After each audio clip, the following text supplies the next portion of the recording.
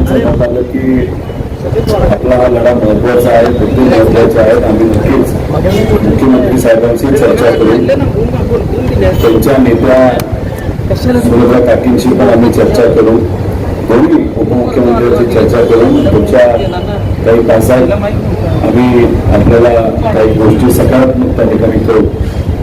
आणि बर्ने मामा बोलत असताना त्यांनी सांगितलं की मुख्यमंत्री साहेबांचं त्यांचं बोलणं झालं या विषयाच्या बाबतीत. मुख्यमंत्री साहेबांनी त्यांना कळवलं आहे की आपण लवकरच या बाबतीतली एक बैठक घेऊ आणि बैठकीमध्ये चर्चा करून या विषयावर आपण मार्ग काढू.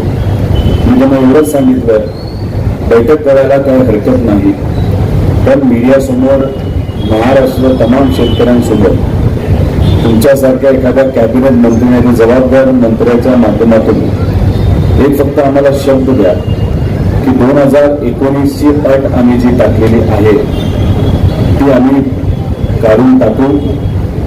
त्याच्याचबरोबर जे रेग्युलर कर्ज भरणारे लोक आहेत 25-26 आणि 26-27 ही अट तुम्हाला तिथं काढावी लागेल आणि सरसकट 2 लाखापर्यंत सर्व शेतकऱ्याला त्यांनी 2019ची जी काही कर्जमाफी त्याचा लाभ घेतला असू नाही तर नसू अशा सर्व शेतकऱ्यांना या योजनेचा फायदा होईल अशाबद्दलची चर्चा सकारात्मक आम्ही पुढच्या काही दिवसात घेऊ. असं तरी तुम्ही टीव्हीवर शेतकऱ्यांना आश्वासित केलं तर मग आम्ही कदाचित तिथं विचार करू असं मी त्यांना सांगितलेलं आहे. मी एकटा काही इथं आंदोलनाला बसलो नाही, तुम्ही सर्वजण आहात. मी तुम्हाला विचारतोय, जर असं सरकारमधून एखाद्या कॅबिनेट मंत्र्यांनी पुढच्या काही तासात जर मीडियाच्या माध्यमातून आपल्या संघाची संवाद साधून ही अट काढण्याच्या बाबतीत आम्ही सकारात्मक आहोत आणि सोमवारी मंगळवारी या बाबतीतली बैठक आम्ही मुंबई मुख्यमंत्री साहेबांबरोबर घ्यायला इच्छुक आहोत, तर मग असं जर सांगण्यात आलं तर मग बैठक आपण घ्यायची का इथंच थांबायचं, तुम्ही निर्णय घ्या, काय करायचं.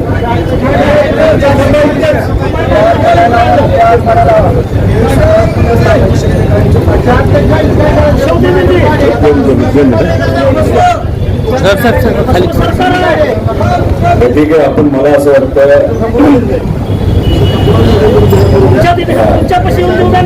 मग आपण एकतर या महाराष्ट्राचं जे सगळ्यात महत्वाचं पद आहे मुख्यमंत्री पद, या पदाची गरिमा ही खूप मोठी आहे, आपण आदर ठेवू.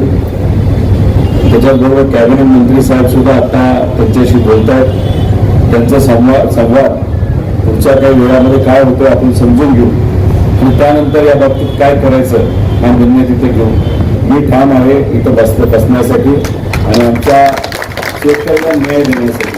पण फक्त एवढंच आहे की बसायचं म्हणून बसून चालणार नाही, न्याय देणं फार महत्वाचं आहे, निर्णय घेणं हे महत्वाचं आहे. आणि निर्णय घेण्याच्या बाबतीत सरकार तिथं सकारात्मक भूमिका घेऊन जर लोकांनाच डायरेक्ट सांगत असेल तर आम्ही घेणार आहोत हा माघार या निर्णयाच्या बाबतीत आणि पुढच्या काही दिवसात आम्ही हा निर्णय 100% घेऊ असं जरी त्यांनी आश्वासित केलं तरी मला असं वाटतं की आपल्याला विचार करायला काय हरकत नाही. पण तरी सुद्धा बर्ने मामांचं आणि सीएम साहेबांचं पुढच्या काही वेळात काय चर्चा होती आपण त्या ठिकाणी बघू. मी त्यांना हेही सांगितलं, तुम्ही कर्जमाफी दिली त्या कर्जमाफीचं आम्ही स्वागत करतो, पण विषय एवढाच आहे की स्वागत करणं एक झालं पण शेतकऱ्याला फायदा होणं दुसरं झालं. याच्यात 48 लाख शेतकऱ्यांना परिस्थिती तिथं आलेली आहे.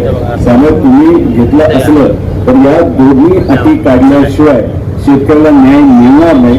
म्हणून शेतकऱ्यांच्या वतीने आम्ही विनंती करतो की लवकर या बाबतीतला निर्णय त्या ठिकाणी तुम्ही घ्या. आता त्यांचं आणि सीएम साहेबांचं म्हणजे कृषी मंत्री साहेबांचं आणि सीएम साहेबांचं काय बोलणं होतंय हे आपण सर्वजण वाट बघूया आणि मग पुढे काय ठरवायचं काय करायचं हे तुमच्या बरोबर चर्चा करून इथं असणारे सर्व मान्यवर आणि अधिकाऱ्यांबरोबर चर्चा करून त्या ठिकाणी आपण निर्णय घेऊ. धन्यवाद. ताज्या घडामोडी जाणून घेण्यासाठी शिवशाही न्यूज यूट्यूब चॅनलला सबस्क्राईब करा. आपण हा व्हिडिओ फेसबुकवर पाहत असाल तर फेसबुक पेज फॉलो करा आणि शिवशाही न्यूज.com या आपल्या वेबसाईटलाही भेट द्या.